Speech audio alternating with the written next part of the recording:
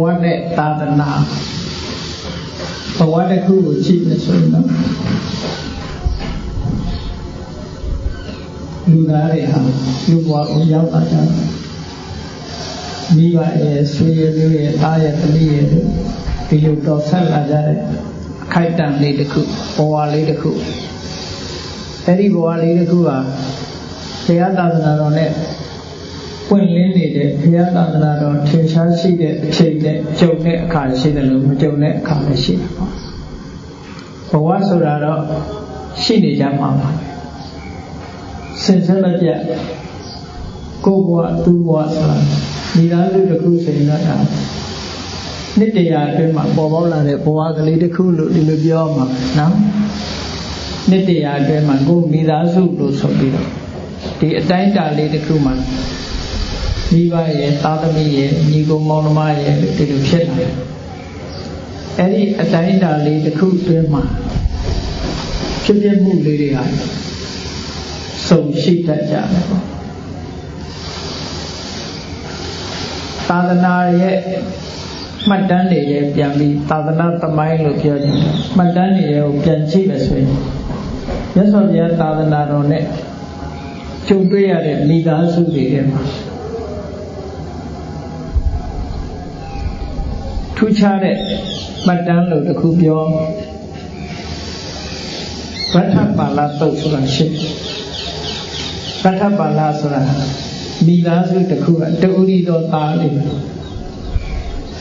အဲ့ဒီမိသားစုကလည်းအလွန်ချမ်းသာလွန်ချမ်းသာ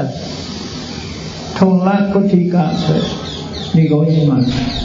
အချမ်းသာဆုံးမိသားစုသူတို့ရဲ့တူရီတော်သားလေးမြတ်စွာဘုရားသာသနာတော်ကလည်းပဲပွင့်လင်းကစားဘုရားကြွလာလို့ဘုရားတရားကိုနာကြရလူတွေနာကြတဲ့လူတွေထဲမှာလည်းတရားတရားဖြစ်ပုံရင်တူနဲ့တူမတူကြဘူးပေါ့လေအဲ့ဒီမြတ်စွာဘုရားရဲ့တရားကိုနာရတဲ့မိသားစုတွေတရားနာပိဋကတ်ထဲမှာအဲ့ဒီထုံလကုဋ္ဌိကသိချမ်းသာတဲ့မိသားစုရဲ့သားဖြစ်တယ်ဗတ္ထပါဠဆိုအမျိုးကောင်းတာသူကအိမ်အောင်ရှိတာအိမ်အောင်ကြပြီးသားသူကဘုရားတရားနာရတဲ့အခါမှာသူစိတ်ထဲမှာဘယ်လိုဆုံးဖြတ်ကြလဲလို့ဆိုရင်ဒီညတ်သောအကျင့်ဆိုတဲ့ဘဂိတ်ရှိပါအကျင့်တရားကိုအိမ်အောင်တဲ့ဘဝနဲ့တော့အိမ်တော်ရေးကိစ္စနဲ့လူမှုကိစ္စတွေနဲ့အိမ်ရဲ့စီးပွားရေးလုပ်နေရင်ဘယ်လိုနည်းနဲ့မှပြည်ပြည်စုံစုံစင်စင်ကြဲကြဲချက်နိုင်မှာမဟုတ်ဘူးအထွတ်ထိပ်ရောက်သည့်ထီအောင်လူဘဝနဲ့နေထိုင်ပြီးတော့ကျင့်လို့ရမှာမဟုတ်ဘူးသာသနာပေါ်ဝင်ပြီးတော့ရဟန်းဘဝနဲ့လာလေပြည်ပြည်စုံစုံဖြစ်အောင်လုပ်နိုင်တယ်လို့သဘောပေါက်နားလည်သွားတဲ့အခါကျတော့ဘုရားတရားနာပြီးဘုရားစီခွင့်တောင်းတယ်သာသနာ့ဘောင်ဝင်ပြီးတော့ဒါတွေသူကျင့်ကြတယ်လို့ဆိုတော့မြတ်စွာဘုရားကမိဘနှစ်ပါးခွင့်ပေးမှရဟန်းခံပေးနိုင်မယ်မိဘနှစ်ပါးခွင့်မပေးရင်ရဟန်းခံနိုင်ဘူးဆိုတော့မိဘတွေတော့ခွင့်တောင်းအဲ့တော့အဲ့ဒီခေတ်ကမိဘတွေကသာသနာတော်နဲ့တလောက်ဆက်ဆက်မှုလည်းရှိကြသေးတာမဟုတ်ဘူးပေါ့မိမိကိုယ်တိုင်ကဘုရားမသာလည်းဟုတ်ချင်မှဟုတ်မှာပေါ့အဲ့တော့သားကဒီလိုလာဆုခွင့်တောင်းတယ်ဆိုလို့မိဘတွေဓမ္မစိတ်ထိခိုက်ကြတယ်လုံးဝခွင့်မပေးနိုင်ဘူးဘာလို့လဲဆိုဗမာတွေရဲ့အယူဆနဲ့မတူအိန္ဒိယနိုင်ငံမှာသူတို့သိချမ်းသာတယ်ဆိုတော့ဒီပစ္စည်းတွေဟာအမွေခံဖို့ကသိအရေးကြီးတယ်သူတို့နော်ပစ္စည်းတွေသုံးကုန်လောက်အောင်ရှိတယ်ဒီပစ္စည်းတွေဟာသားသမီးကမှအမွေခံလို့ရတယ်မိဘတွေကအစင်ဆက်မျိုးရိုးစင်ဆက်ကလေးကဆူဆောင်းလာတဲ့ပထေးမျိုးอ่ะဆိုပစ္စည်းတွေကတအားများဒီရေးကြီးတာအဲ့ဒါပိုအရေးကြီးပုံရပါတယ်သူအဲကြောင့်လုံးဝခွင့်မပြုနိုင်တော့သားလို့တဲ့ရထပါဠိလည်းအမတန်မှစိတ်ထဲမှာ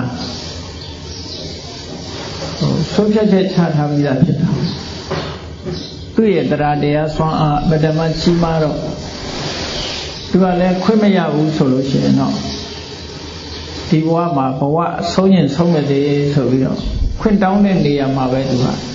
နေရာမထတော့ပဲနဲ့အဲ့ဒီမြေကြီးပေါ်မှာပဲနေလိုက်တာအစာမစားပဲနဲ့9 ရက်တိတိဘယ်သူမှနားချလို့မရအောင်နောက်ဆုံးကျတော့တကယ်ချင်းတွေကဝိုင်းပြီးတော့သူ့မိဘကိုနားချပေးလိုက်တဲ့အခါကျတော့နောက်ဆုံးတော့သဘောတူလိုက်တယ်ဆိုတာသဘောတူလိုက်တော့ရဟန်းဘောရောက်သွားတာအဲ့ဒီလိုမှတ်တမ်းမျိုးကပါဠိစာပေမှာ2 ဦးရှိတယ်သူဒိဋ္ဌနာဆိုတဲ့တထေသားတယောက်ဟာလည်းအဲ့တိုင်းပဲ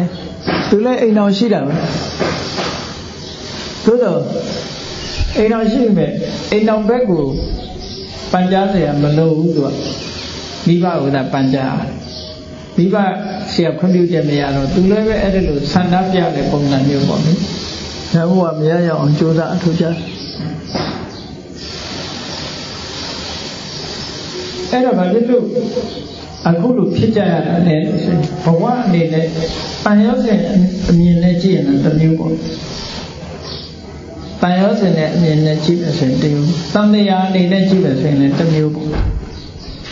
ဘဝတန်ရောစင်အနေနဲ့ကြည့်လို့ဆိုလို့ရှိရင်ကိုယ်မိသားစုလေးဟာတစုတဝေးတဲ့ဒီလိုအတူတကွနေလို့တဲ့စိတ်ဆန္ဒရှိကြတာဖြစ်ဒါဘဝတန်ရောစင်အမြင်နဲ့ကြည့်တန်တရားအမြင်နဲ့ကြည့်မယ်ဆိုလို့ရှိရင်အခုလာပြီးတော့ကြုံတွေ့ရတဲ့အနေအထားလေးကဘယ်လောက်ကြာဘယ်လောက်မှကြာတာမဟုတ်နော်ဘယ်လောက်မှမကြာနိုင်ဘူးဒီသားစုတို့ကစုံစည်းတယ်ဆိုတာအနှစ်တရာအတွင်းမှာပဲစုံစည်းလို့ရမှာပေါ့ဒီနှစ်တရာအတွင်းမှာလာစုံစည်းကြတာလေတူတူဖိတ်ခေါ်ပြီးတော့ရောက်လာကြတာမဟုတ်ဘူးမရည်ရွယ်ပဲနဲ့ရောက်လာပြီးတဲ့အခါမှာတန်ရုံးစီဖြစ်ကြတာလေကိုကခေါ်ယူတာလည်းမဟုတ်ဘူးကိုအိမ်ကိုလာဖို့ရသူမှလည်းမသိကိုမှလည်းမသိ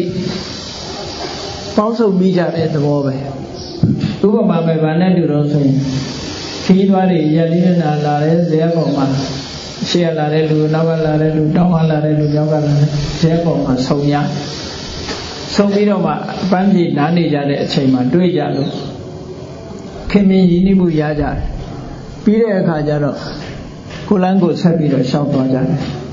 အဲ့ဒီပုံစံနဲ့မတန်မှတူတယ်ဘဝတန်တရားဆိုတာကြတော့ခဏလာပြီးတော့ဆုံရတယ်ဆုံတဲ့အခါမှာဟုတ်လားအမေအနေနဲ့ဆုံတယ်အဖေအနေနဲ့ဆုံတယ်သားသမီးအနေနဲ့ဆုံတယ်ဟောဒီလိုဆုံရမိသားစုအနေနဲ့ဆုံရ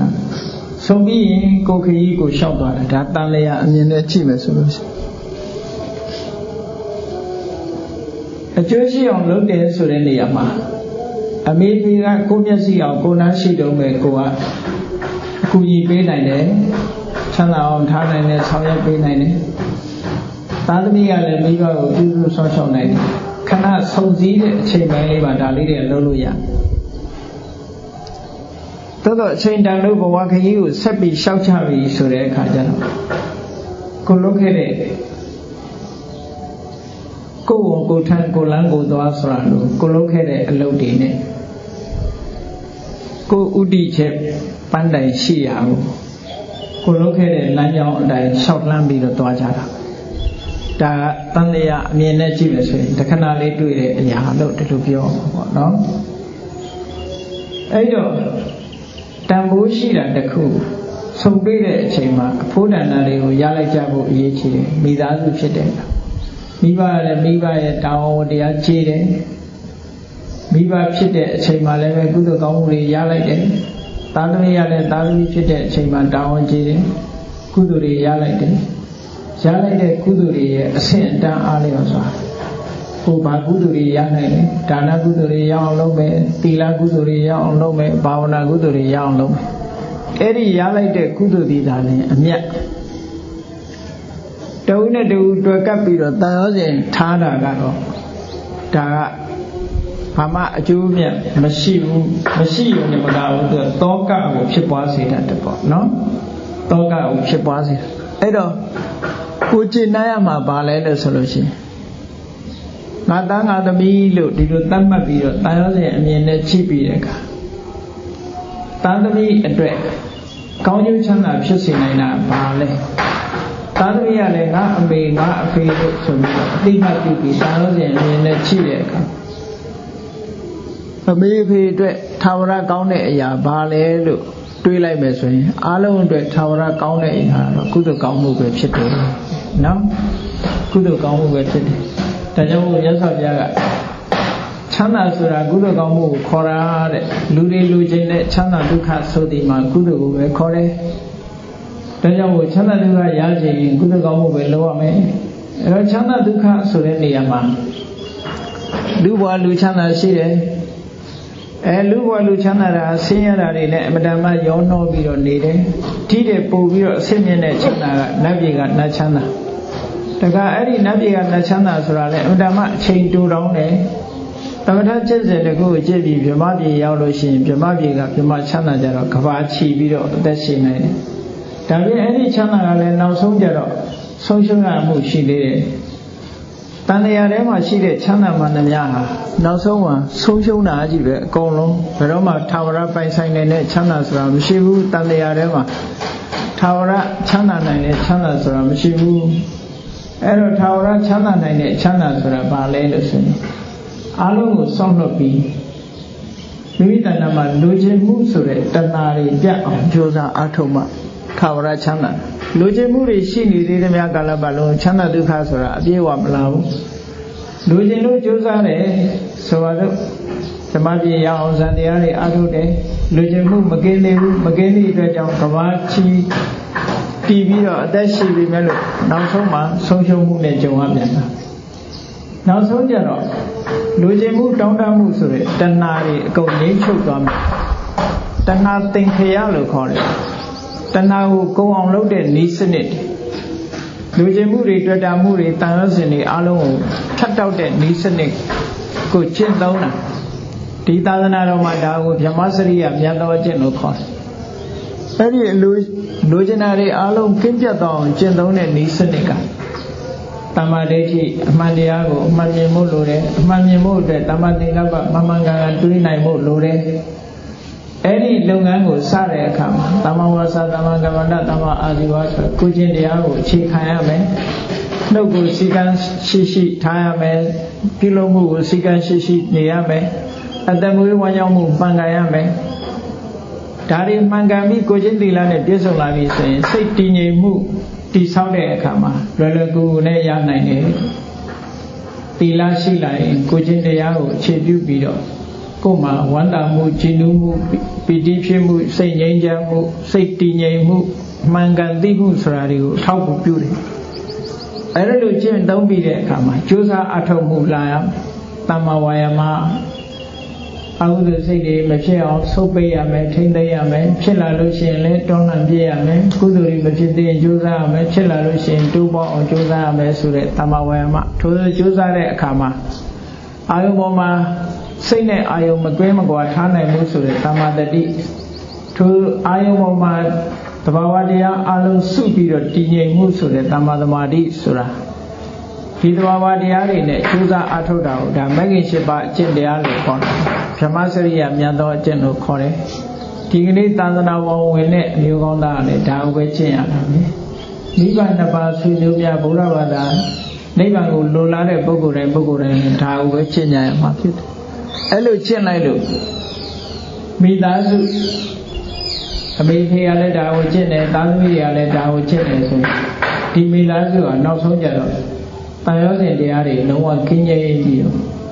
မေတ္တာတွေစေရနာတွေကရုဏာတွေမုံမြတ်တဲ့သဘာဝစိတ်ထားတွေနဲ့တူတူကုသိုလ်ကောင်းမှုတွေကိုပြည့်ပြည့်ဝဝပြည့်စုံအောင်ဖြစ်ခြင်းလို့နောက်ဆုံးအမြင့်ဆုံးဖြစ်တဲ့အရဟတမေဆိုတဲ့ကုသိုလ်ကိုရရှိပြီးသွားလို့ရှိရင်တော့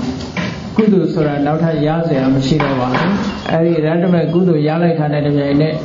ခုနကတန်ရောစဉ်ဆိုတဲ့တွေ့တာမှုတွေကလည်းလုံးဝငြိမ်းသွားတယ်အဲဒီငြိမ်းပြီဆိုတော့မှခုနကဘယ်တော့မှမပြောင်းလဲတဲ့ထာဝရချမ်းသာဆိုတဲ့နိဗ္ဗာန်ကိုရရှိမှာဖြစ်တယ်အဲဒီလိုရသွားရင်တော့ဒါတန်ဖိုးအရှိဆုံးကိုရလိုက်တယ်လို့ဒီလိုသတ်မှတ်ရမှာပဲเนาะကျန်တဲ့ရရှိမှုတွေကဘယ်အရာပဲဖြစ်ဖြစ်မတည်မြဲဘူးတဲ့အဲတော့တန်ဖိုးရှိတဲ့အရာကိုရအောင်ကြိုးစားအထောက်ဖို့ဟာလူတိုင်းအတွက် လုပ်ရမယ့်တောင်းပဲလို့သဘောကျပြီးတော့ကြိုးစားအားထုတ်နိုင်ကြပါစေကုန်သတည်း